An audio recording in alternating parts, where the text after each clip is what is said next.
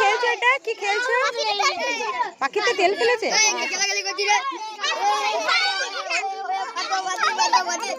এই চৈত্র মাস শেষ হয়ে গেছে, নতুন বছরও শুরু হয়ে গেছে। আর পুরো চৈত্র মাস জুড়ে মানে কিছু কিছু জায়গায় এমন ভয়ঙ্কর রকম খেলা, যেটা আমি ফেসবুক স্ক্রল করতে করতে দেখেছি এবং রীতিমতো রাতের ঘুম উড়ে গেছে দেখার পর, যে এগুলো কি সম্ভব। জানি না কতটুকু সম্ভব বা কতটুকু সহ্য শক্তি মানুষের, কতটা সাহস। কিন্তু অনেক সময় ভিডিও দেখে এটাও মনে হয়েছে যে এত সব ভয়ঙ্কর খেলা বন্ধ হওয়া উচিত বা বন্ধ করে দেওয়া উচিত। কারণ অনেক জায়গায় অনেক দুর্ঘটনা ঘটেছে, যেটা আমি ওই চড়ক গাছ থেকে পড়ে গিয়ে বা ঘুরতে ঘুরতে ছিটকে গেছে চারিদিকে, এরকম নানান ঘটনা দেখার পর মনে হয়েছে যে মানুষ যদি একটু সৎ থাকে, একটু সুন্দরভাবে বাঁচার চেষ্টা করে, তাহলেই বোধহয় যথেষ্ট। এত সব ভয়ঙ্কর খেলার খুব একটা প্রয়োজনীয়তা আছে বলে আমার ব্যক্তিগতভাবে মনে হয় না। তো যাই হোক, আমি এই বিষয় নিয়ে আজকে কথা বলতে আসিনি। আমি আজকে আমাদের বাড়িরই ছোট্ট একটা অনুষ্ঠানে সামিল হয়েছি, আর সেখানে মহোৎসবের একটা আয়োজন চলছে। আসলে চৈত্র সংক্রান্তিতে প্রায় প্রত্যেক জায়গাতেই পুজো হয়, বিশেষ করে গ্রামে। এবং সেই চৈত্র সংক্রান্তির পুজো শেষ হওয়ার পর যখন নতুন বছর পড়ে, তখন আমাদের বাড়িতে একটা মহোৎসব হয় এবং এই মহোৎসবে গোটা গ্রাম খাওয়া দাওয়া করে। শুধু তাই না, বেশ সুন্দর করে খাওয়ানো হয়, তারই আয়োজন কিন্তু চলছে।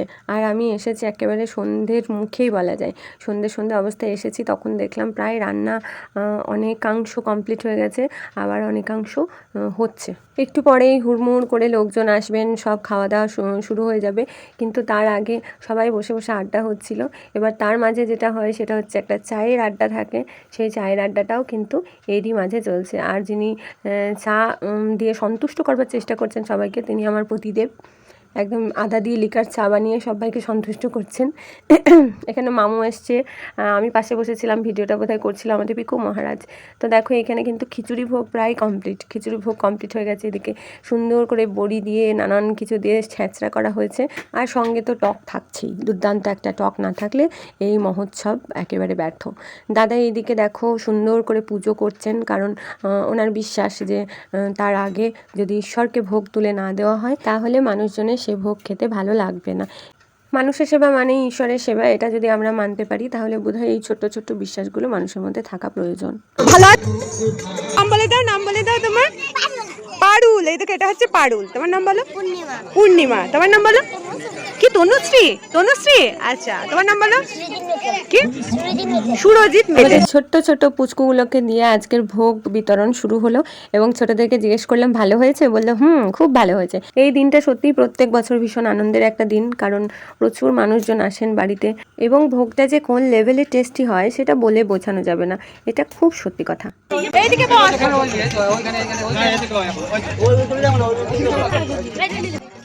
এই যে আমাদের শ্বশুরবাড়িতে এত বড় উঠান জুড়ে প্রায় 10টা-12টা ব্যাচ বসে এবং সবাইকে নিচে খাওয়ানোরই ব্যবস্থা হয়।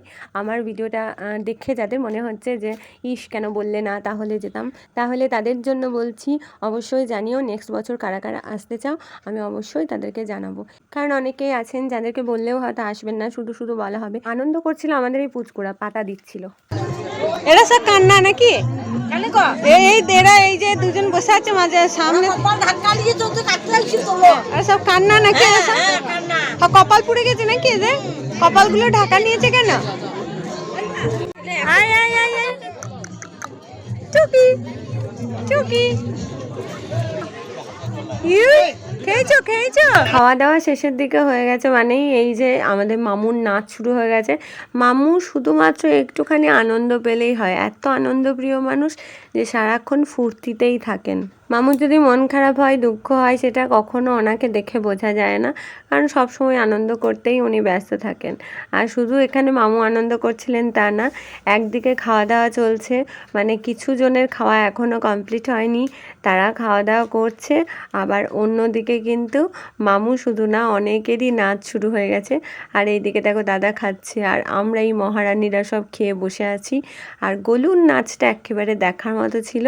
গোলুর এতক্ষণ শরীর খারাপ ছিল, মাকে খেতে দিচ্ছিল না, দিদিকে খেতে দিচ্ছিল না, বড্ড জ্বালাচ্ছিল, মানে সাংঘাতিক লেভেলের জ্বালানো। আর অন্যদিকে ওর দিদি তো মুডেই থাকে, কোনো কিছুই ওর ভালো লাগে না, সবটাই বিরক্তিকর। আর গোলু কিন্তু একেবারে অপোজিটে চলে দিদির, একটু মিউজিক শুনেছে আর ব্যাস ধাই ধাই করে নাচতে শুরু করেছে, সেটাও আবার মায়ের কোল থেকে। আমি যেহেতু ক্যামেরাটা নিয়ে এদিক ওদিক করছিলাম সেই জন্য আমার দিকে খুব ড্যাপ ড্যাপ চোখে তাকাচ্ছিল। আর সব থেকে বড় ব্যাপার সেটা হচ্ছে যে ওই যে ক্যামেরার আলোটা চোখে পড়ছে বলে চোখ পিটু পিটু পিটু পিটু করছে। নাচ তখন ভয় পেয়ে বন্ধ হয়ে যাচ্ছে। তো চলো আজকের ভিডিওটা শুধু গোলুর নাচ দিয়ে শেষ করব তা না, গোলু তো নাচছেই, সবাই প্রায় মনে মনে নাচ করছে। আর শেষে 2 বিয়াইয়ের নাচ দিয়ে আজকের ভিডিওটা শেষ করব। এই প্রথম বোধহয় 2 বিয়াই এইভাবে নেচে উঠেছে। আহা কি আনন্দ!